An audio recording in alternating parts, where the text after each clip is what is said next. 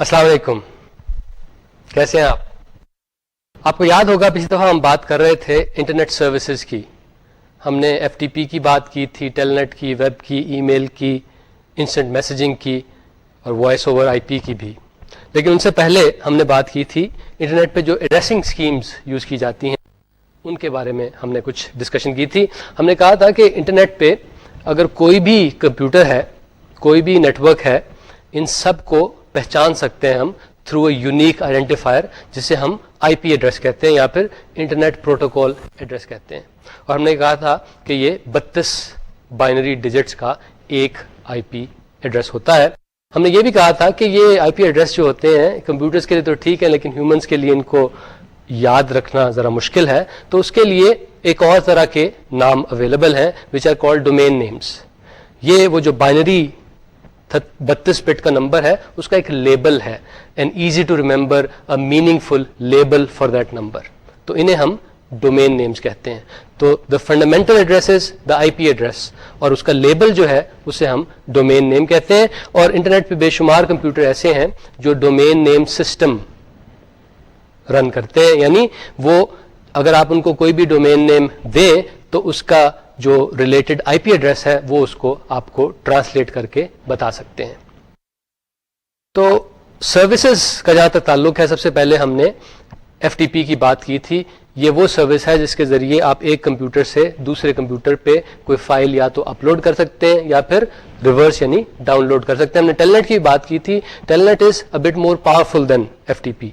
Tell net میں آپ ایک ریموٹ کمپیوٹر کو یہاں پہ بیٹھے پوری طرح کنٹرول کر سکتے ہیں، اس پہ پروگرام رن کر سکتے ہیں، آپ جو جی میں چاہے وہ کر سکتے ہیں. ویب کے بارے میں ہم نے یہ کہا تھا کہ یہ تو انٹرنیٹ پہ جو سب سے عظیم سروس ہے وہ یہ جو ویب والی سروس ہے.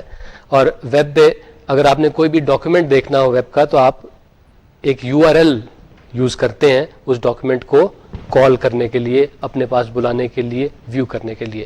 ہم نے یہ کہا تھا کہ ہر یو آر ایل کے 3 حصے ہوتے ہیں. پہلا حصہ جو ہوتا ہے اس پروٹوکول کو آئیڈینٹیفائی کرتا ہے جس کے تحت وہ فائل آپ نے اپنے پاس بلوانی ہے. دوسرا یعنی مڈل والا حصہ جو ہوتا ہے وہاں پہ اس سرور کا نام لکھا ہوتا ہے جہاں پہ وہ ڈاکیومنٹ پڑا ہو جو آپ دیکھنا چاہتے ہیں. اور آخری حصہ جو ہے یعنی جو رائٹ موسٹ حصہ ہے یہ وہ حصہ ہے جہاں پہ اس ایکچوئل ڈاکیومنٹ کا نام لکھا ہوتا ہے یا پھر اس ایکچوئل ڈاکیومنٹ کی ڈائریکٹری اور اس ایکچوئل ڈاکیومنٹ کا نام لکھا ہوتا ہے. تو ان تینوں کی مدد سے ہم سب سے پہلے تو پروٹوکول فائنڈ کرتے ہیں، پھر دیکھتے ہیں کہ کس مشین پہ وہ فائل پڑی ہوئی ہے، پھر ہم دیکھتے ہیں اس فائل کا نام کیا ہے. تو ان تینوں حصوں کی مدد سے ہم کسی بھی فائل کو جو کہ ویب پہ اویلیبل ہے اس کو اپنے پاس بلوا سکتے ہیں، اس کو ویو کر سکتے ہیں. ہم نے ای میل کی بھی بات کی تھی کہ ای میل جو ہے it is computer to computer messaging. اور اس کے بارے میں انٹرسٹنگ چیز، اس کے بارے میں اٹریکٹیو چیز جو ہے کہ اٹس ان ایکسپینسو اور خاصی تیز ہے، لیکن اتنی بھی تیز نہیں ہے. لیکن یہ بات ہم نے دیکھی تھی کہ کوئی بھی ای میل سسٹم جو ہے اس میں 3 اینٹیز کا ہونا ضروری ہے. ایک تو یہ کہ ای میل کلائنٹ ہوتا ہے، دوسرا ایک ایس ایم ٹی پی سرور ہوتا ہے اور تیسرا پاپ 3 سرور ہوتا ہے. ہم نے کہا تھا کہ ای میل کے ساتھ کچھ پرابلمز ہیں. پہلی تو یہ کہ نسبتاً یہ سلو ہے، یہ انسٹنٹینیس نہیں ہے. اور دوسرے یہ کہ اگر میں کسی کو ای میل میسج بھیجتا ہوں مجھے فوراً پتہ نہیں لگتا کہ یہ ان کو مل بھی گیا ہے یا نہیں، یا پھر وہ صاحب وہاں پہ اویلیبل بھی ہیں اس میسج کو ریڈ کرنے کے لیے یا نہیں. تیسرے یہ کہ میں ایک ٹو اینڈ فرو کانورسیشن نہیں کر سکتا. Email is quite slow for that. اور ہم نے کہا تھا کہ انسٹنٹ میسیجنگ والی سروس جو ویب پہ رن کرتی ہے وہ ان ساری کی ساری پرابلمس کو سالو کرتی ہے. انسٹنٹ میسیجنگ کیا ہے؟ انسٹنٹ میسیجنگ میں ہوتا یہ ہے کہ آپ اپنے جو بعض کانٹیکٹس ہیں جن لوگوں سے آپ اکثر و بیشتر بات کرتے رہتے ہیں ان کی ایک لسٹ ڈیولپ کرتے ہیں. جب بھی ان میں سے کوئی کانٹیکٹ آن لائن ہوتا ہے یعنی اویلیبل ہوتا ہے آپ کو پتہ لگ جاتا ہے. تو آپ کو پتا ہے کہ وہ صاحب اپنے کمپیوٹر میں موجود ہیں، آپ ان کو ایک میسج بھیج سکتے ہیں اور وہ اس کا جواب آپ کو بھیج سکتے ہیں. اس کے بارے میں، اس سسٹم کے بارے میں کی چیز یہ تھی کہ اس میں جو کنیکشنز بنتے ہیں وہ سرور لیس ہوتے ہیں، وہ پیئر ٹو پیئر کنیکشنز ہوتے ہیں. یعنی میرا کمپیوٹر اور میرا کانٹیکٹ جو اس کا کمپیوٹر ہے ہم آپس میں ڈائریکٹلی میسیجنگ کرتے ہیں، بیچ میں کوئی سرور کا دخل نہیں ہوتا. سرور کا دخل ہوتا ہے لیکن صرف شروع میں اس کانٹیکٹ کو بنانے کے لیے جو ہمیں تھوڑی سی ہیلپ چاہیے وہ سرور کر دیتا ہے، لیکن اس کے بعد سرور کا دخل ختم ہو جاتا ہے. آخری سروس جس کا ہم نے پچھلا تذکرہ کیا تھا وہ تھا وائس اوور آئی پی. اس میں ٹی سی پی آئی پی نیٹ ورک پہ آپ کسی صاحب سے جو آپ سے ریموٹلی بیٹھے ہیں ایک وائس کمیونیکیشن کر سکتے ہیں. اس کے بارے میں ہم نے یہ کہا تھا کہ although this is very inexpensive, لیکن اس کی کوالٹی ابھی اتنی کچھ زبردست نہیں ہے, but still you can have useful conversations without paying any toll charges to the phone company. تو یہ تو تھی پچھلے لیکچر کی بات. آج کا ٹاپک جناب ہے گرافکس اینڈ اینیمیشن.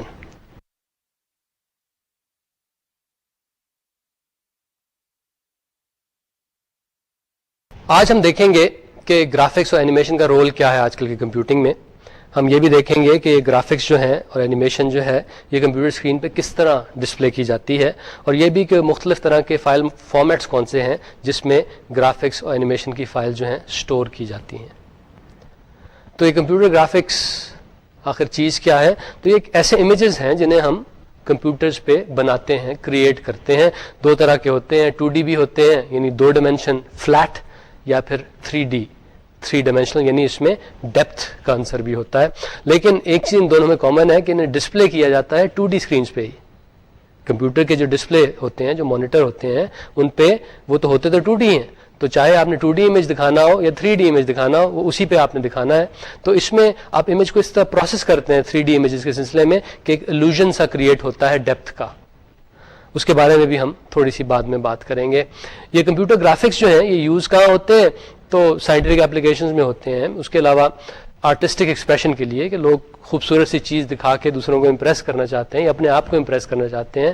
اس کے علاوہ بعض اس کی انڈسٹریل اپلیکیشنز بھی ہیں کمپیوٹر گرافکس کی. ایک چیز جس کی وجہ سے کمپیوٹر بہت سہل ہو گئے ہیں, بہت آسان ہو گئے ہیں یوز کرنے کے واسطے, وہ یہ کہ کمپیوٹر کے انٹرفیسز جو ہو گئے ہیں وہ گرافیکل ہو گئے ہیں. یعنی گرافکس کی وجہ سے کمپیوٹرز آسان ہو گئے ہیں یوز کرنا. وجہ یہی ہے کہ جو گرافیکل یوزر انٹرفیسز ہیں ان میں ساری چیزیں بہت انٹوٹیو ہوتی ہیں. آپ کو عجیب و غریب کمانڈ جو ہیں وہ میمورائز نہیں کرنا پڑتی, آپ بس پوائنٹ اینڈ کلک کرتے ہیں اور اس کی مدد سے آپ وہ کام کر پاتے ہیں جو آپ کرنا چاہتے ہیں. تو کمپیوٹر گرافکس کا ایک بڑا فائدہ یہ بھی ہوا ہے کہ اس سے کمپیوٹرز عام آدمی کے لیے ایکسیسیبل ہو گئے ہیں, ان کے لیے یوزفل ہو گئے ہیں. جہاں تک اس بات کا تعلق ہے کہ یہ کمپیوٹر امیجز جو ہیں کمپیوٹر کی اسکرین پہ ڈسپلے کس طرح کیے جاتے ہیں, تو اب اس کی ہم بات کرتے ہیں. کمپیوٹر کی اسکرین جو ہے یہ ایک کنٹینیوس چیز نہیں ہے بلکہ ڈسکریٹ چیزوں کو ملا کے بنی ہوئی ہے. وہ ڈسکریٹ چیزیں جو ہیں انہیں پکسلز کہا جاتا ہے. ایک ریگولر ارے ہے جس میں روز اینڈ کالمز میں یہ پکسلز بنے ہوئے ہیں. تو کمپیوٹر نے جب کوئی امیج دکھانا ہوتا ہے کسی جگہ پہ تو وہاں پہ جو پکسل جو ہوتے ہیں ان کو وہ آن کر دیتا ہے, بلکہ آن نہیں کرتا, ان کو ایک خاص کلر بتا دیتا ہے اور ان کا رنگ وہ خاص کلر ہو جاتا ہے. تو اس طرح کمپیوٹر جو ہے چیزوں کو ڈسپلے کرتا ہے by providing some colour information to a pixel, اور وہ پکسل جو ہے وہ کلر ڈسپلے کرنا شروع کر دیتا ہے. جب بہت سارے پکسل کمپیوٹر کی انسٹرکشن کے مطابق رنگ ڈسپلے کرتے ہیں اس سے پھر ایک آپ کو پیٹرن, ایک امیج سا نظر آتا ہے, اور وہ امیج وہی ہوتا ہے جو کمپیوٹر آپ کو دکھانا چاہتا ہے. تو آئیے یہ پکسل جو ہیں ان کے بارے میں تھوڑی سی بات کر لیں. یہ پکسل کیا ہے؟ They are the smallest image forming element, یعنی اس سے چھوٹی چیز آپ کسی کمپیوٹر کی اسکرین پہ نہیں بنا سکتے. تو pixels are the smallest image forming elements on a screen, on a computer screen. Computer display جو ہوتا ہے it's a regular grid of these pixels, یعنی وہ روز اور کالمز میں یہ چھوٹے چھوٹے اسکوائرش سے پکسل بنے ہوتے ہیں. ان میں کیپیبلٹی کیا ہے؟ ان میں کیپیبلٹی یہ ہے کہ یہ کوئی بھی رنگ اختیار کر سکتے ہیں. جو بھی کمپیوٹر رنگ انہیں بتاتا ہے یہ اس رنگ کو اختیار کر سکتے ہیں. تو کمپیوٹر نے جب کوئی امیج شو کرنا ہوتا ہے تو جیسے میں نے ابھی بتایا آپ کو کہ یہ جو پکسلز ہیں ان کو مختلف طرح کے وہ رنگ اسائن کرتا ہے, اس کی وجہ سے ہمیں امیج نظر آنا شروع ہوتا ہے. میں آپ کو ایک سادہ سا امیج دکھاتا ہوں. یہ ایک اسکوائر ہے. اب دیکھیے کہ کمپیوٹر اس اسکوائر کو کس طرح ڈسپلے کرتا ہے. پہلے تو یہ کہ آپ کو ایک یہ ریگولر سا گریڈ نظر آ رہا ہے, اس میں سارے کے سارے پکسل اس وقت آف ہیں, ان کے پاس ان میں کوئی کلر نظر نہیں آ رہا.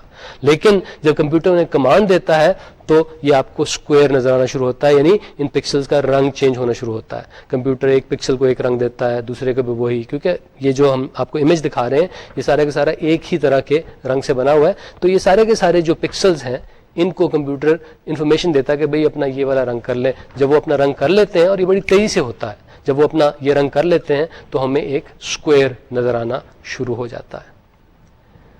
جیسے میں نے کہا کہ یہ پکسل جو ہیں ان کو کلر ہم بتاتے ہیں اور یہ وہ کلر اختیار کر لیتے ہیں. جب ہم انہیں ایک کلر بتاتے ہیں تو کس طرح بتاتے ہیں, اس کی مختلف سکیمز ہیں.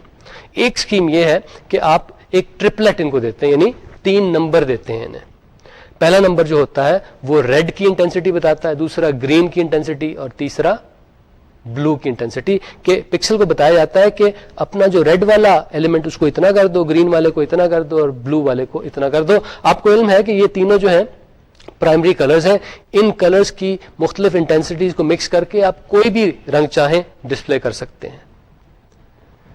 بعض اوقات یہ ہوتا ہے کہ آپ یہ تینوں کلرز جو ہیں ایک پکسل کو 8 بٹ کی صورت میں بتاتے ہیں, یعنی RGB ریڈ گرین بلو جو ہیں, اس میں سے R جو ہے it can take 1 of 256 values. 8 bits جو ہیں اس میں 256 مختلف ویلیو سٹور کی جا سکتی ہیں. تو ریڈ جو ہے وہ 0 سے 255 تک کوئی بھی ویلیو ہو سکتی ہے, گرین بھی اسی طرح, بلو بھی اسی طرح. تو اس طرح جو total number of colour combinations بنتے ہیں وہ کتنے ہوتے ہیں؟ 16 ملین سے بھی کچھ زیادہ. تو یعنی یہ جو کمپیوٹر ڈسپلیز جس میں ہر پکسل کے پیچھے 3 بائٹس ہوں R, G اور B کی, ان میں کیپبلٹی ہوتی ہے کہ وہ ہر پکسل کو 16 ملین میں سے کسی بھی ایک رنگ پہ لا سکتے ہیں. 16 million possibilities for each pixel. اچھا, اب یہاں پہ تھوڑی گڑبڑ ہے. وہ گڑبڑ یہ ہے کہ فرض کریں آپ کے پاس ایک XGA ڈسپلے ہے. XGA ڈسپلے شاید آپ کو علم ہو, وہ اس میں 1024x768 پکسل ہوتے ہیں. XGA ڈسپلے ہے, اس میں آپ ایک پورے کے پورے ڈسپلے پہ ایک امیج دکھانا چاہتے ہیں. فرض کریں کہ وہ آپ امیج دکھا رہے ہیں, یہ جو اسکیم جو میں نے آپ کو ابھی بتائی کہ ہر پکسل کے پیچھے 3 بائٹس ہوتی ہیں. تو یہ جو امیج ہوگا اس کا ٹوٹل سائز پتہ کتنا ہوگا؟ یعنی جس فائل میں اس امیج کو آپ سٹور کریں گے وہ پتہ کتنی بڑی ہوگی؟ اس کا سائز ہوگا جناب 2.25 میگا بائٹس. 2.2 یعنی 2 ملین سے زیادہ بائٹس چاہیے ہوں گی اس امیج کو سٹور کرنے کے لیے. جناب یہ بہت زیادہ ہے. تو اس پرابلم کو اوور کم کرنے کے لیے کمپیوٹر سائنٹسٹ نے خاصی کلیور سی بات اسکیمز بنائی ہیں کہ امیج نظر ویسا ہی آئے, لیکن جب ہم اس کو سٹور کرنے جائیں اس کی فائل کا سائز جو وہ اتنا بڑا نہ ہو. 2 اسکیمز ہیں جس کا میں آپ کے سامنے تذکرہ کروں گا کیونکہ وہ زیادہ پاپولر ہے. ایک اسکیم کہلاتی ہے کلر میپنگ کی اسکیم اور دوسری کہلاتی ہے ڈیدرنگ کی. اس میں کلر میپنگ کی ذرا نسبتاً بہتر ہے, ڈیدرنگ کی کوالٹی کچھ اتنی زبردست نہیں ہے. کلر میپنگ میں ہوتا یہ ہے کہ آپ امیج میں دیکھتے ہیں کہ ٹوٹل کلرز کتنے ہیں, کیونکہ شاید ہی کوئی ایسا امیج ہو جس میں 16 کے 16 ملین کلر سارے کے سارے موجود ہوں. تو آپ دیکھتے ہیں وہ کتنے کلرز ہیں, پھر آپ ایک ٹیبل بناتے ہیں, اس میں ان سارے کے سارے کلرز کو آپ نمبر وار لکھ دیتے ہیں کہ 1 اس سے بلو, 2 اس سے ریڈ, 3 اس سے لائٹ بلو. اس طرح آپ ایک ٹیبل سا بنا لیتے ہیں. اور فرض کریں وہ چھوٹا ہے ٹیبل ہے, یعنی اس امیج میں صرف 16 کلر ہیں. تو اب ہوگا کیا؟ ہوگا یہ کہ آپ کو ہر پکسل کے لیے صرف 16 میں سے کوئی ایک کلر ہی چوز کرنا پڑے گا. یعنی 16 کلر جو ہیں وہ صرف 4 بٹس میں سیو ہو جاتے ہیں. یعنی ہر 2 پکسل کے لیے سٹوریج کی کتنی ریکوائرمنٹ ہوگی؟ 1 بائٹ. پہلے ہم ہر پکسل کے لیے 3 بائٹس یوز کر رہے تھے, یہاں پہ ہر 2 پکسل کے لیے ہم صرف 1 بائٹ یوز کر رہے ہیں.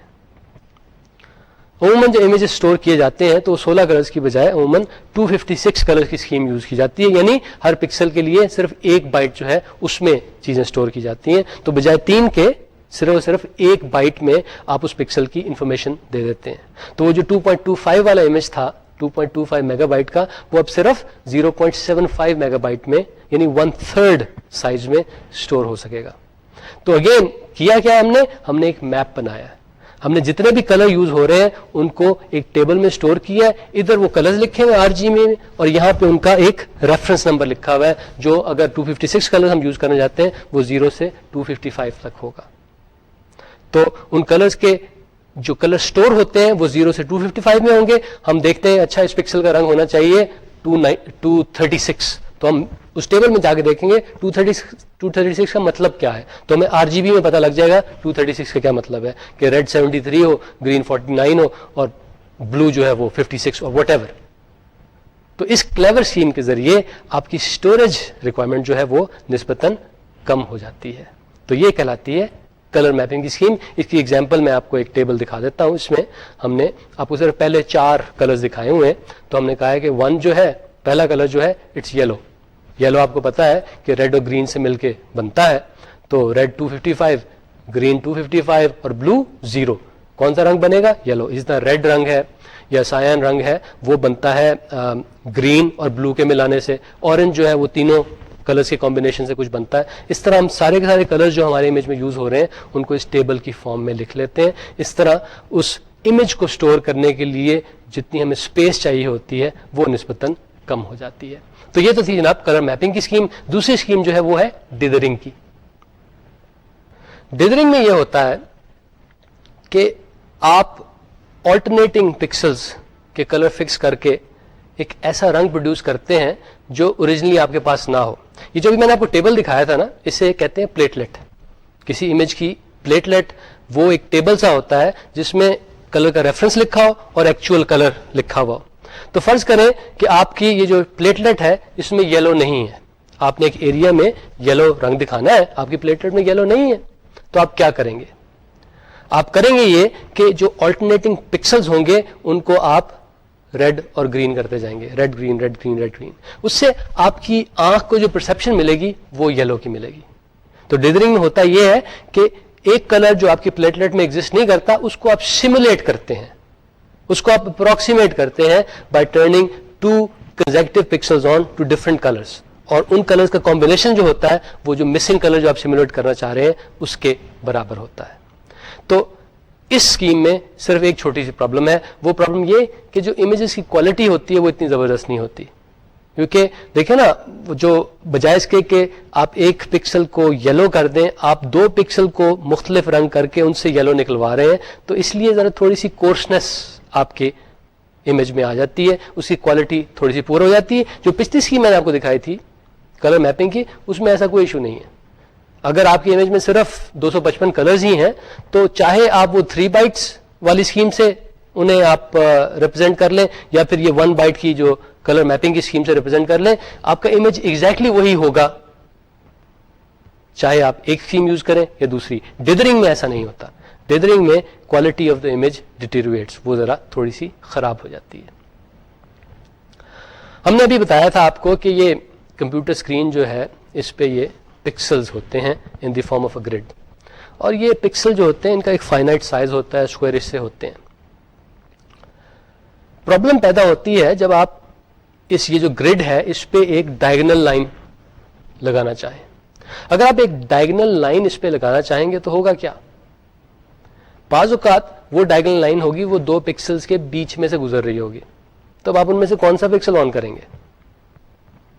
مختلف اسکیمیں اس کے لیے, لیکن چاہے جو بھی اسکیم آپ یوز کریں اس سے وہ آپ کو لائن جو ہے نا ذرا وہ جیگڈ سی لگے گی جس طرح سیڑھیاں سی بنی ہوئی ہیں.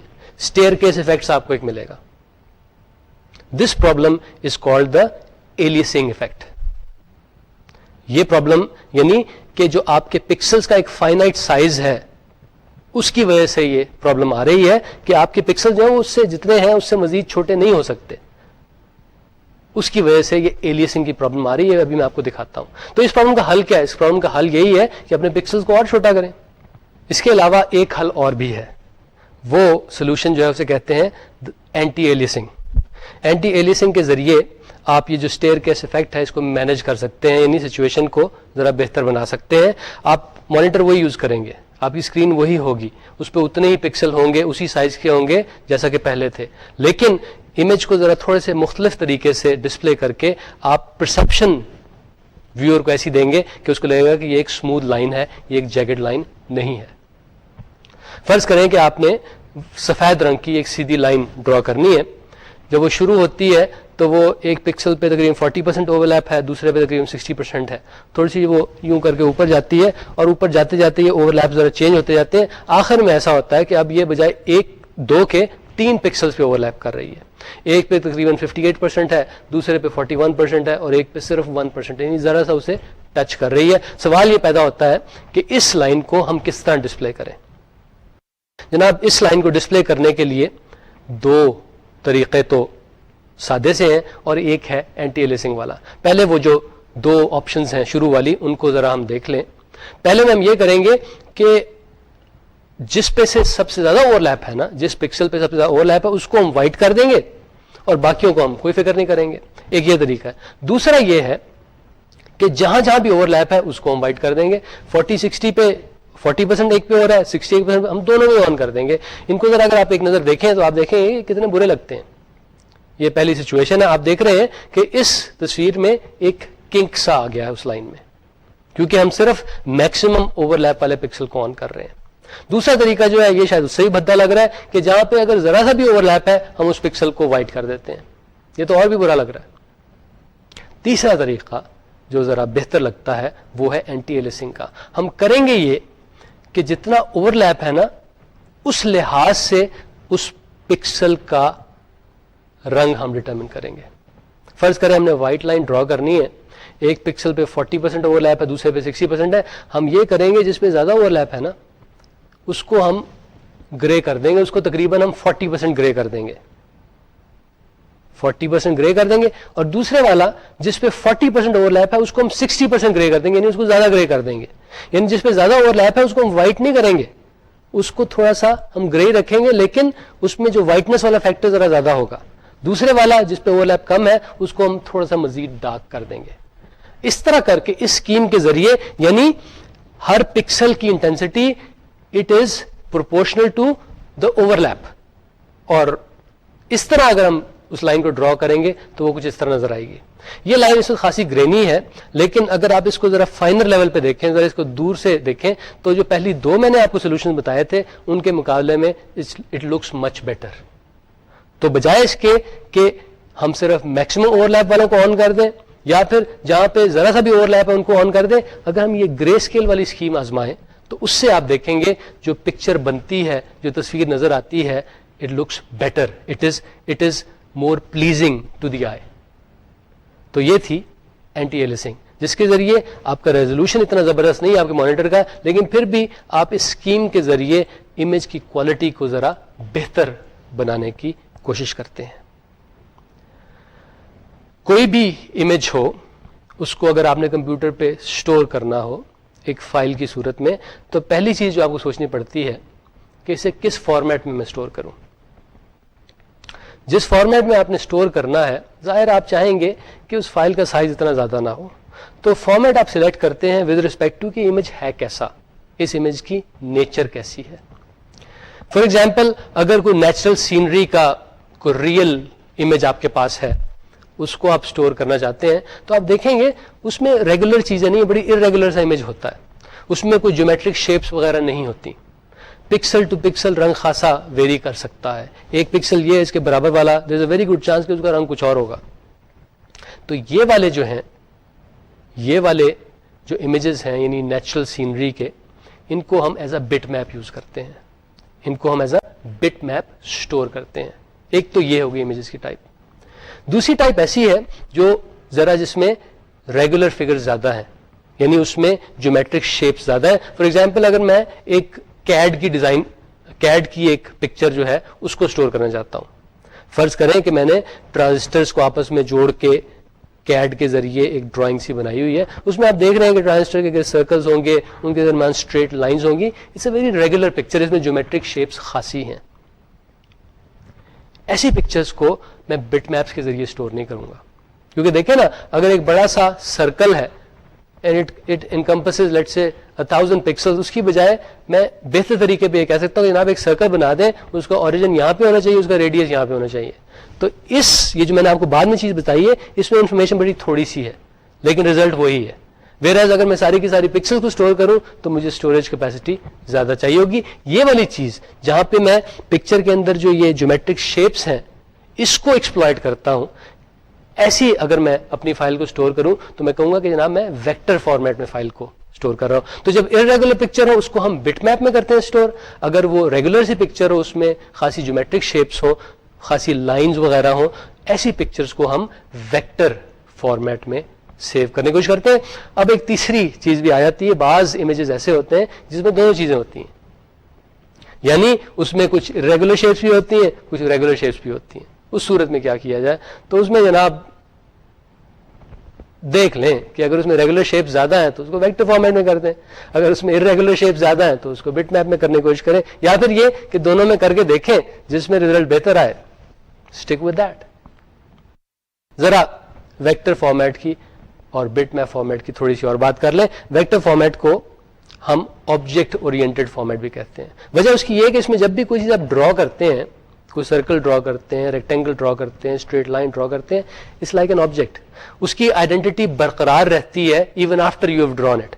یعنی آپ اسے ڈرا کر چکے, اب آپ اس کو موو کرنا چاہتے ہیں تو آپ پکسل بائی پکسل نہیں کرتے, آپ اس کو سلیکٹ کرتے ہیں, پڑھ کے کہیں اور رکھ دیتے ہیں, کیونکہ اس کی اپنی ایک آئیڈینٹی ہے جو قائم ہے, جو رہتی ہے even after you have drawn it.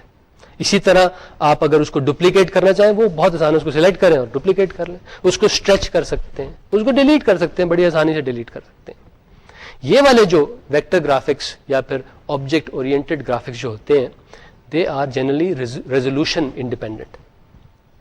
یعنی اگر آپ ان کو ایک چیپ سے مانیٹر پہ دیکھیں یا ایک بڑے عظیم سے مانیٹر پہ دیکھیں, آپ کو امیج تقریباً ایک جیسا لگے گا, کیونکہ what it does is it does not go pixel by pixel, it goes by the shapes. وہ اگر آپ کو ایک لائن دکھائے گا تو وہ اس طرح اسٹور نہیں ہوگا, یہ پکسل آن کرو, یہ پکسل آن کرو, یہ پکسل آن. وہ کہے گا جناب 1 انچ کی آپ نے لائن ڈرا کرنی ہے, وہ لائن یہاں سے شروع ہونی ہے اور وہاں پہ ختم ہونی ہے, اس کے بیچ میں, ان دونوں پوائنٹ کے بیچ میں جتنے بھی پکسل ہیں ان کو آپ آن کر دیں. یہاں پہ کی چیز یہ ہے کہ یہ جو لائن ہم نے ڈرا کی, اس کے بگننگ پوائنٹ اور اینڈ پوائنٹ میں اٹ ڈزنٹ میٹر کہ 50 پکسلز ہیں یا 5000 پکسلز ہیں, دے ول آل بی ٹرنڈ آن. یعنی ریزولوشن انڈیپینڈنس کی چیز یہ ہے کہ ویکٹر فارمیٹ میں جب چیزوں کو اسٹور کیا جاتا ہے تو نہ صرف وہ ریزولوشن انڈیپینڈنٹ ہوتی ہیں, اس فائل کا سائز بھی خاصا کم ہوتا ہے, کیونکہ آپ کو یہ نہیں بتانا پڑتا کہ آپ نے 50 پکسل آن کرنے یا 50,000 کرنے, آپ نے بس کہنا ہے کہ جناب 1 انچ کی لائن ڈرا کرنی ہے اس پوائنٹ سے اس پوائنٹ تک. صرف اتنی سی انفارمیشن آپ کو دینی پڑتی ہے, آپ کو یہ نہیں بتانا پڑتا کہ یہ 50 پکسلز ہیں, اس کا یہ کلر ہوگا, اس کا یہ کلر ہوگا, اس کا یہ کلر ہوگا, یہ کلر ہوگا. ایسا آپ کو نہیں کرنا پڑتا. اس کی ایگزامپلس کیا ہے؟ ویب پہ SWF فائلز خاصی پاپولر ہیں, Shockwave Flash files, it's a vector based format. اس کے علاوہ آپ دیکھیں گے ایک فارمیٹ کچھ عرصے کے بعد بہت زیادہ پاپولر ہوگا, it's call the SVG format. اس کے بارے میں تھوڑی سی ہم بعد میں بھی بات کریں گے. ونڈوز میٹا فائل کا ایک فارمیٹ ہے. اس کے علاوہ PostScript has been around for a long time. It's also a vector or object oriented graphic format. دوسری طرح کے جو امیجز ہوتے ہیں وہ بٹ میپڈ ہوتے ہیں, ان کو ہم راسٹر گرافکس پہ انکلوڈ کرتے ہیں. تو بٹ میپڈ امیجز یا راسٹر گرافک امیجز جو ہیں, اس میں ہر بٹ جو ہے اس کے بارے میں الگ سے انفارمیشن اسٹور کرنی پڑتی ہے. اس میں پرابلم یہ ہے کہ اگر آپ ایک امیج ڈرا کریں اس کی حیثیت ختم ہو جاتی ہے once you have drawn it. Once you have drawn it, اب یہ صرف it's a bunch of bits اور کچھ نہیں ہے یہ. اگر آپ ایک بٹ میپ امیج ڈرا کریں اس کے بعد دوسرا اس کے اوپر ڈرا کریں, اب ان کو آپ الگ کرنا چاہتے ہیں یا ایک کو ذرا اسٹریچ کرنا چاہتے ہیں دوسرے کو نہیں کرنا چاہتے, خاصا مشکل کام ہے. اگر آپ ان میں سے صرف ایک کو ڈیلیٹ کرنا چاہتے ہیں وہ بھی اتنا آسان نہیں ہو سکتا, آپ کو بٹ بائی بٹ اس کو ڈیلیٹ کرنا پڑے. اور جب آپ اوپر والے امیج کو ڈیلیٹ کریں گے تو اس کے نیچے جو ہے وہ بھی ساتھ ساتھ ڈیلیٹ ہوگا, اوور لیپنگ بٹس نہیں ہوتی. اب but can have just one colour. تو یہ جو بٹ میپ گرافکس ہیں اس میں اگر ایک دفعہ امیج ڈرا ہو جائے اس کو چینج کرنا خاصا مشکل ہے. اگر آپ اس امیج کا ریزولوشن چینج کریں, اگر فرض کریں آپ نے اس کو VGA کی بجائے اس سے بھی کوئی لوور فارمیٹ ہے اس میں دکھانا ہو, تو جو وہ لوور فارمیٹ میں آپ جائیں گے اس امیج کو آپ کو تھوڑا سا ٹچ اپ کرنا پڑے گا, ایک آدھا پکسل ادھر سے ادھر اس کا رنگ چینج کرنا پڑے گا تاکہ امیج ریزنیبل لگے. وجہ یہی ہے کہ یہ فارمیٹ جو ہے it is not resolution independent. This format is not resolution independent. تو جب بھی آپ امیج کا ریزولوشن چینج کریں گے آپ کو تھوڑا سا ٹچ اپ ورک کرنا پڑتا ہے, اس کو ٹھیک ٹھاک کرنا پڑتا ہے, اس کو تھوڑا سا میک اپ ٹھیک کرنا پڑتا ہے, کیونکہ آپ ہر بٹ کو علیحدہ سے اسٹور کر رہے ہیں. اس لیے ان فائلز کا یعنی بٹ میپ فائلز کا سائز بھی خاصا زیادہ ہوتا ہے. ان کی ایگزامپل جو ہیں وہ ایک جف ویب پہ بہت پاپولر ہیں, اس کے علاوہ JPGs جو ہیں وہ بھی ویب پہ خاصی پاپولر ہیں. اس کے علاوہ ایک بٹ میپ ونڈوز کمپیوٹر پہ خاصا پایا جاتا ہے, BMP فائلز, وہ بھی ونڈوز کمپیوٹر پہ خاصی یوز ہوتی ہیں.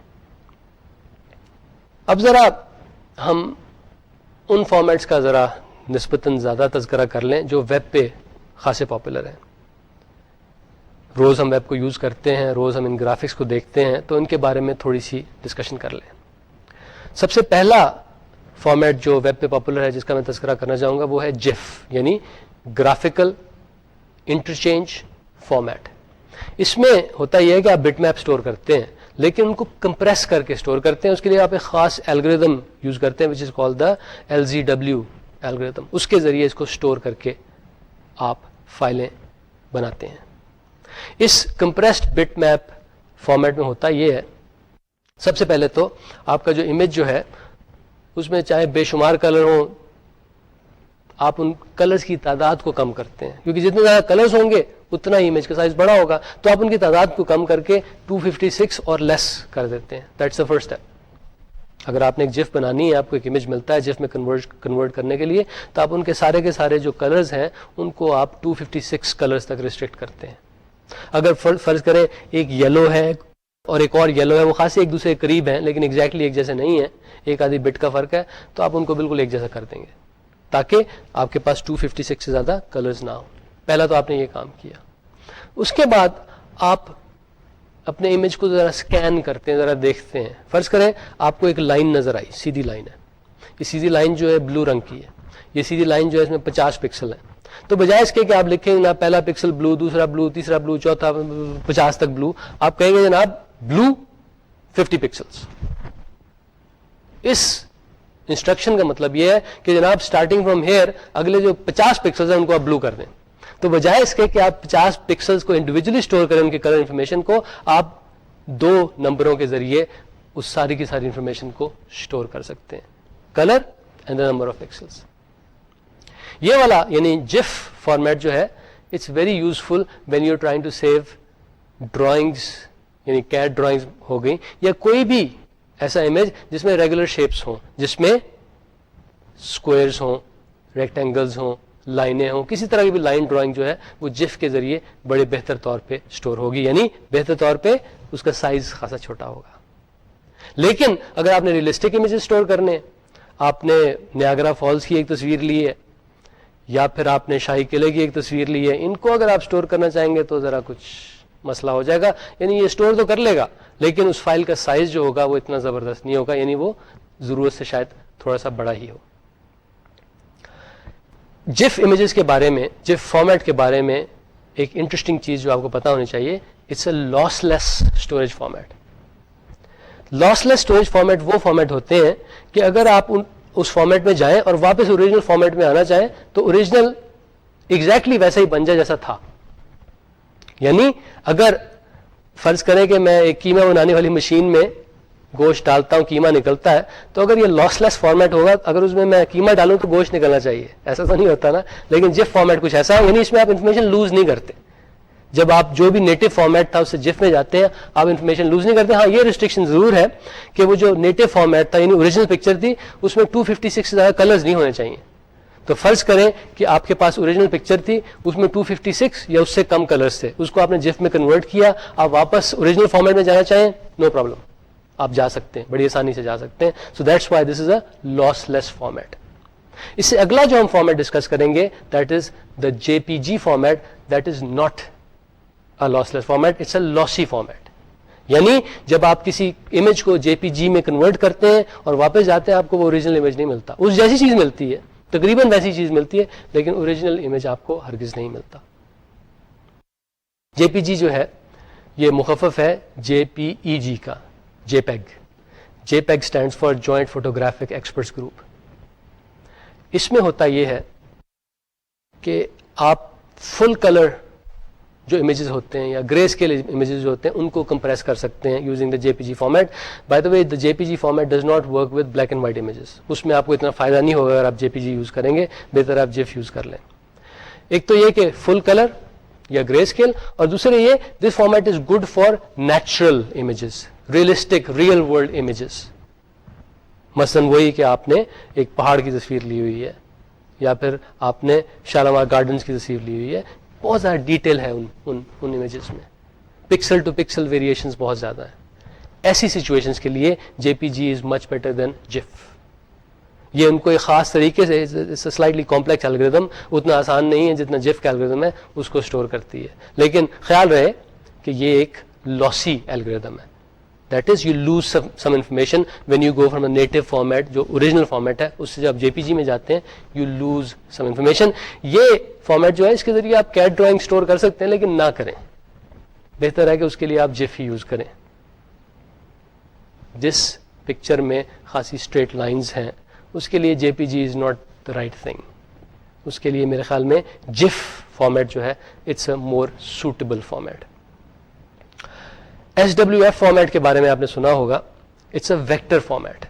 یہ بنا تو 2D اینیمیشنز کے لیے ہیں, لیکن اگر آپ اس میں اسٹل امیجز اسٹور کرنا چاہیں وہ بھی کر سکتے ہیں.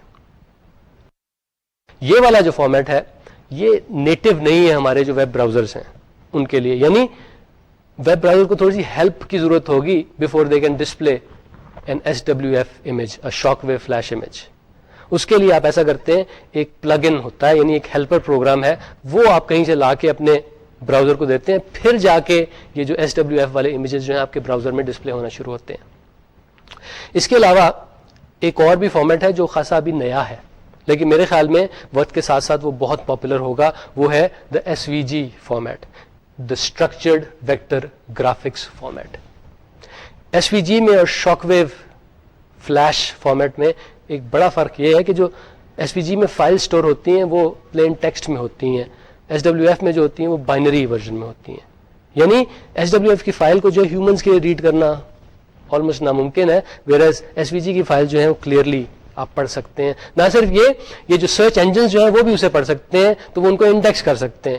SWF کے بارے میں مجھے سب سے بڑی شکایت جو ہے وہ یہی کہ SWF فائلز کو, فلیش فائلز کو یہ سرچ انجن جو ہے انڈیکس نہیں کر سکتے. میں اس میں اگر زبردست قسم کی انفارمیشن ڈالتا ہوں, کوئی اس انفارمیشن کو ڈھونڈنا چاہتا ہے تھرو گوگل اور through some other search engine, وہ کبھی اسے تلاش نہیں کر سکیں گے, کیونکہ it's not a text based format, it's a binary format.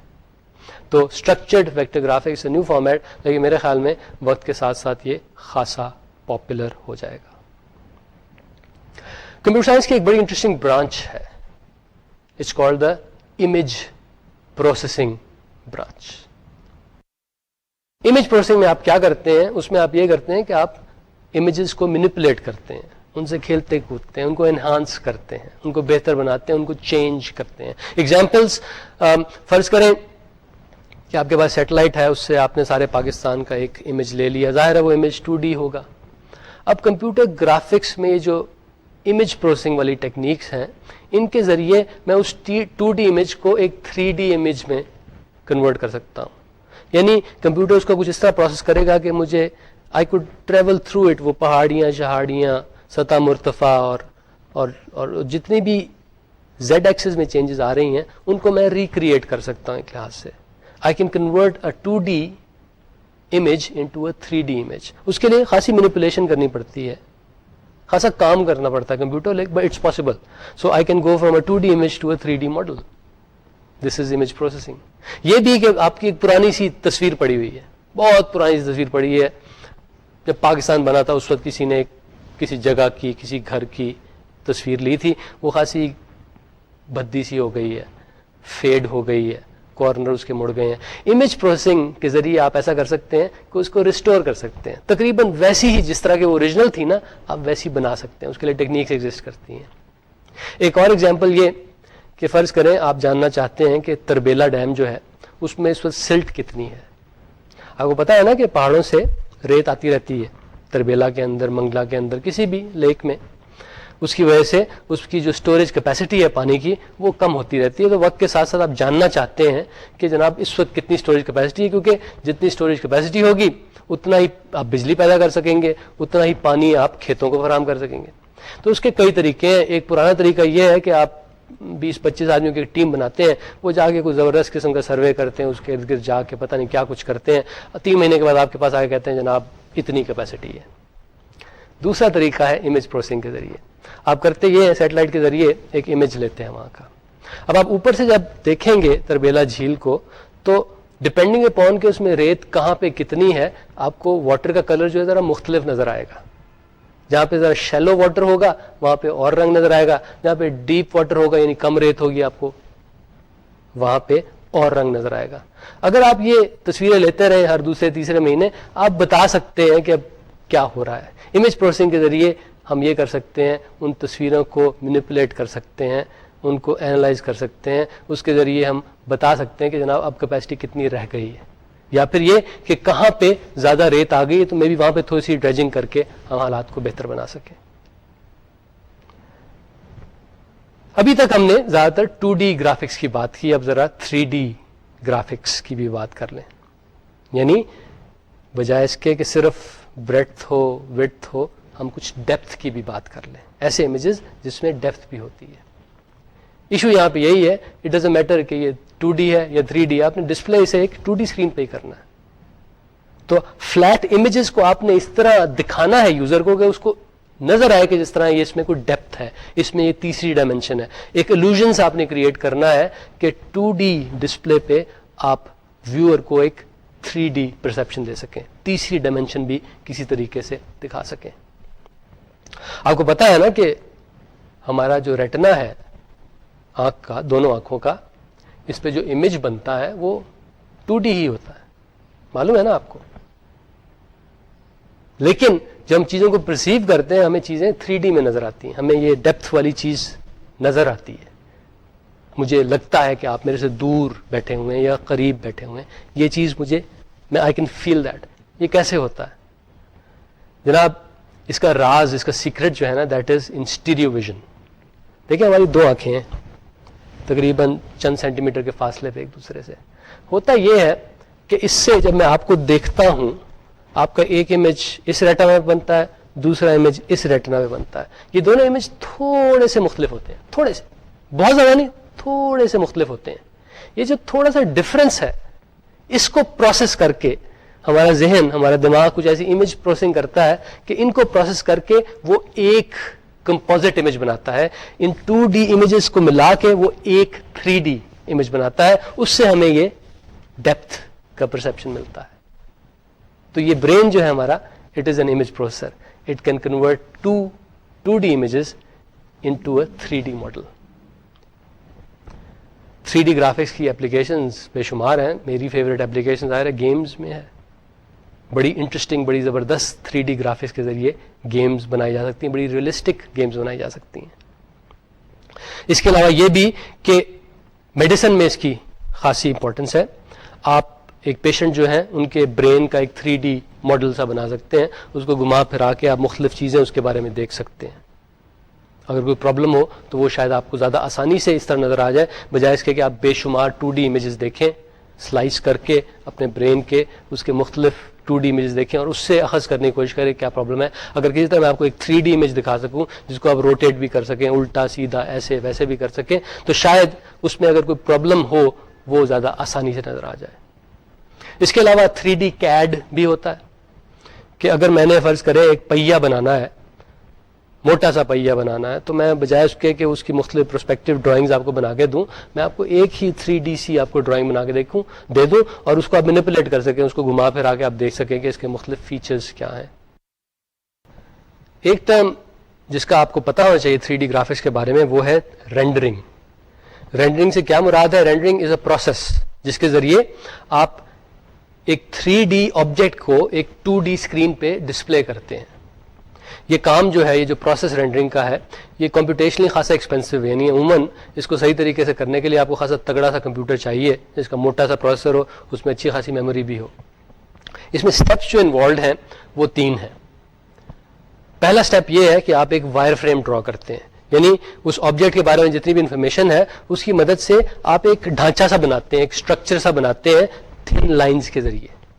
ایک وائر فریم سا بنتا ہے. اگر آپ نے مثلا ایک ٹائر بنانا ہے تو آپ وہ پتلی پتلی لائنیں لگا کے اس کا ایک اسٹرکچر سا بناتے ہیں, اس کا ایک ڈھانچہ سا بناتے ہیں. اس کے بعد دوسرے اسٹیپ میں آپ یہ کرتے ہیں, وہ جو ڈھانچہ سا آپ نے بنایا ہے اس میں مختلف طرح کے چھوٹے چھوٹے جو ہے نا مختلف جگہوں پہ آپ کلرز ایڈ کرتے ہیں, یا پھر ٹیکسچرز ایڈ کرتے ہیں, یا پھر پیٹرنز ایڈ کرتے ہیں. اس کے بعد ایک آخری اسٹیپ ہوتا ہے جس میں آپ لائٹنگ کے ایفیکٹس ایڈ کرتے ہیں.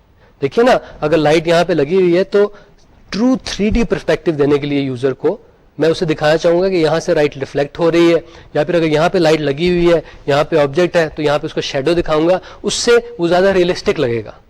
تو 3 اسٹیپس رینڈرنگ میں. سب سے پہلے تو ایک وائر فریم سا بناتے ہیں, اس کے بعد اس میں فل کرتے ہیں کلرز اور ٹیکسچرز اور پیٹرنز, اور آخری چیز یہ کہ اس میں ہم لائٹنگ افیکٹس ڈالتے ہیں, یعنی شیڈوز دکھاتے ہیں, اگر کوئی ریفلیکشنز ہوں وہ دکھانے کی کوشش کرتے ہیں. تھوڑی سی جناب آخر میں ہم اینیمیشن کے بارے میں بھی آپ سے ڈسکشن کرنا چاہیں گے. اینیمیشن کیا ہے؟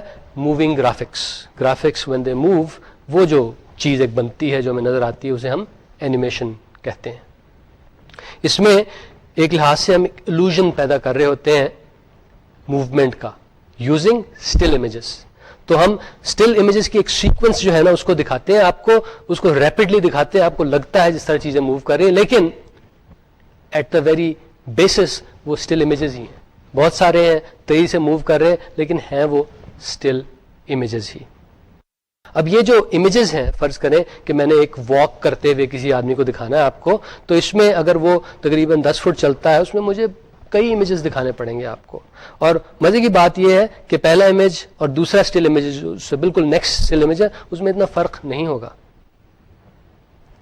تو یہ کام, یعنی یہ تھوڑے تھوڑے فرق کے ساتھ یہ بے شمار امیجز بنانا ہے, یہ خاصا ٹیڈیس کام ہے. ایک زمانے میں یہ کام جو ہے ہاتھ سے ہی ہوا کرتا تھا, لیکن اب کمپیوٹرز اس سلسلے میں ہماری ہیلپ کر سکتے ہیں. تو اب یہ ابھی بھی ٹیڈیس ہے لیکن اتنا ٹیڈیس نہیں رہا جتنا کہ پہلے ہوا کرتا تھا. آپ کو ایک تھوڑی چھوٹی سی اینیمیشن دکھاتے ہیں. اس اینیمیشن میں آپ نے دیکھا کہ ایک ہینڈ جو ہے وہ موو کر رہا تھا, وہ تقریباً 360 ڈگری اس نے موو کیا. یہ اینیمیشن اسٹل امیجز کی مدد سے بنی تھی. میں اب آپ کو وہ اسٹل امیجز دکھاتا ہوں. یہ 16 اسٹل امیجز کی مدد سے بنی تھی. آلدو آپ کو لگا کہ چیزیں موو کر رہی ہیں, لیکن اصل میں ہو کیا رہا تھا, یہ 16 امیجز جو ہیں تیزی سے آپ کے سامنے ایک کے بعد دوسرے ڈسپلے کیے جا رہے تھے. اس طرح پرسیپشن آپ کو یہ ملا کہ امیج موو کر رہا ہے, آپ کو پرسیپشن یہ ملا کہ اینیمیشن چل رہی ہے, لیکن اصل میں وہ یہی رہا ہے کہ اسٹل امیجز جو ہیں تیزی سے آپ کے سامنے ان کو چینج کر کے دکھایا جا رہا ہے. کمپیوٹر اینیمیشن کی ایگزامپلس بے شمار ہیں. گیمز جو ہم کھیلتے ہیں کمپیوٹر پہ, دے آر اینیمیشنز. اس کے علاوہ کارٹونز ہم دیکھتے ہیں. آج کل موویز بھی کمپلیٹلی اینیمیٹڈ موویز بھی آ گئی ہیں, ان میں ریئل لائف کیریکٹر کوئی نہیں ہوتا, سارے کے سارے جو کیریکٹرز ہیں they are computer generated.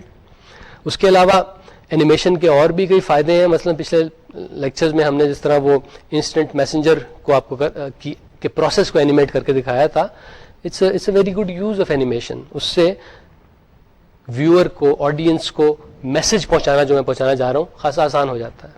Scientific experiments بعض ہوتے ہیں, مثلا نیوکلیر فیوژن دکھانا ہے یا فشن آپ نے دکھانا ہے, اس کو بھی آپ اگر اینیمیٹ کر کے دکھائیں تو دیکھنے والے کو بہتر سمجھ آتی ہے. اگر آپ اس کو اسٹل پکچرز دکھائیں تو شاید اس کو اتنی بہتر سمجھ نہ آئے. اور یہ بھی کہ اگر آپ اس کو ایکچوئل ایکسپیریمنٹ کر کے دکھائیں تو ہو سکتا ہے دیکھنے والے کو کچھ ہو جائے. اینیمیشن میں ایک بڑی انٹرسٹنگ ٹرم یوز کی جاتی ہے ٹویننگ کی. آئیے اس کے بارے میں کچھ بات کرتے ہیں. ابھی میں نے آپ کو بتایا تھا کہ جب بھی آپ نے اینیمیشن دکھانی ہے اس کے لیے بہت سارے اسٹل امیجز بنانے پڑتے ہیں. مثلا اگر 1 سیکنڈ کی اینیمیشن دکھانی ہے تو اس میں 14 to 30 اسٹل امیجز اس کے لیے آپ کو بنانے پڑتے ہیں. تو ہر سیکنڈ کے لیے اگر مجھے یہ 20-25 امیجز اسٹل امیجز بنانے پڑ جائیں میں تو بور ہو جاؤں گا, میں تو فوت ہو جاؤں گا. اس کے لیے ایک ٹیکنیک یوز کی گئی ہے which is called tweening. اس میں ہوتا یہ ہے کہ یہ جو میں نے یہاں سے لے کے وہاں تک واک کرنی ہے, جس کے لیے مجھے فرض کریں تقریباً 25 امیجز بنانے ہیں, 25 نہیں بناتا, میں صرف 4 یا 5 بنا دیتا ہوں. اور اس کے بیچ والے امیجز جو ہے نا وہ میں کمپیوٹر سے کہتا ہوں کہ بھائی اب یہ تم انہیں اپروکسیمیٹ کر کے بناؤ. تو وہ یہ جو 4 یا 5 امیجز ہیں انہیں کی امیجز کہا جاتا ہے. تو کمپیوٹر کرتا یہ ہے کہ پہلا کی امیج لیتا ہے, دوسرا لیتا ہے, اس کے بیچ میں 3 امیجز جو ہیں وہ اپروکسیمیٹ کر کے بنا لیتا ہے, ان کی ایوریجز نکال کے اور کئی طریقوں سے وہ بنا لیتا ہے. یہ کام یعنی کی امیجز کے بیچ میں جو امیجز کیلکولیٹ کر کے بنائے جاتے ہیں اسے ہم ان بٹویننگ کہتے ہیں, یا پھر شارٹ کر کے ٹویننگ کہا جاتا ہے. اس کا سمپلسٹ الگورتھم یہی ہے کہ یہ جو 2 امیجز ہیں ان کی ایوریج لو تو بیچ والا امیج بن جائے گا. یہ جو امیج بنا ہے بیچ والا کیلکولیٹڈ, اس کی اور پہلے امیج کی ایوریج ملو تو ان کے بیچ والا مل جائے گا. تو یعنی یہ 2 کی امیجز تھے, اس پروسیس کے ذریعے ان کے بیچ کے 3 امیجز میں کیلکولیٹ کر کے بنا دیتا ہوں. فیوچر کی تھوڑی سی بات کر لیں کہ فیوچر میں اینیمیشن اور گرافکس میں کیا متوقع ہے. ایک چیز تو یہ ہوگی کہ فیوچر میں بہتر گرافیکل فارمیٹس آئیں گے تو فائل سائز میرے خیال میں نسبتاً کم ہوتا جائے گا, یعنی اسٹوریج ایفیشنسی جو ہے ان گرافک فارمیٹس کی بڑھتی جائے گی. اور اس کے علاوہ یہ بھی کہ 3D اینیمیشن آپ دیکھیں گے کہ مزید زیادہ پاپولر ہوتی جائے گی. اور اس کے علاوہ گیمز کا جہاں تعلق ہے, میرے خیال میں ابھی بھی خاصی ریئلسٹک گیمز آ گئی, لیکن اور ریئلسٹک گیمز آ جائیں گی. موویز میں بھی اس اینیمیشن میں جو ترقی ہوگی اس کا اثر ہوگا. یعنی آج سے 10-15 سال کے بعد ہو سکتا ہے آپ کو ایسی موویز عام ملنا شروع ہو جائیں کہ جس میں ریئل لائف کیریکٹر ایک بھی نہیں ہوگا, اس میں ریئل لائف ایکٹر ایک بھی نہیں ہوگا, سارے کے سارے جو کیریکٹرز ہوں گے دے ول بی آل اینیمیٹڈ. ابھی آلریڈی ایک ایسی مووی بن چکی ہے, وہ خاصی بورنگ مووی تھی, it was based on a computer game, لیکن ویسی موویز جو ہیں وہ بننا شروع ہو گئی ہیں اور وقت کے ساتھ ساتھ مزید بنتی جائیں گی. اور فیوچر میں آپ دیکھیں گے کہ ایکٹر کا رول جو ہے کسی مووی میں کم سے کم ہوتا جائے گا. آج جناب ہم نے گرافکس اور اینیمیشن کی بات کی. خاص طور پہ ہم نے یہ دیکھا کہ ان دونوں چیزوں کو کمپیوٹر اسکرین پہ ڈسپلے کیسے کیا جاتا ہے. ہم نے یہ بھی دیکھا کہ مختلف فائل فارمیٹس کون سے ہیں جو یوز کیے جاتے ہیں گرافکس اور اینیمیشن کی فائلز کو اسٹور کرنے کے لیے. نیکسٹ ٹائم ہم بہت انٹرسٹنگ ایک ٹاپک پہ بات کریں گے. ہم انٹیلیجنس سسٹمس کی بات کریں گے, ہم آرٹیفیشیل انٹیلیجنس کی بات کریں گے. ہم دیکھیں گے کہ عام سسٹم میں اور آرٹیفیشلی انٹیلیجنس سسٹم میں فرق کیا ہوتا ہے, ڈسٹنگوشنگ فیچرز کیا ہوتے ہیں ان کے. ہم یہ بھی دیکھیں گے کہ ان انٹیلیجنس سسٹم کا رول کیا ہے آج کل کی کمپیوٹنگ میں. اس کے علاوہ انٹیلیجنس سسٹم بنانے کی کئی ٹیکنیکس جو ہیں ان کا بھی ہم تذکرہ کریں گے. All that next time. Until then اپنا خیال رکھیے گا. خدا حافظ.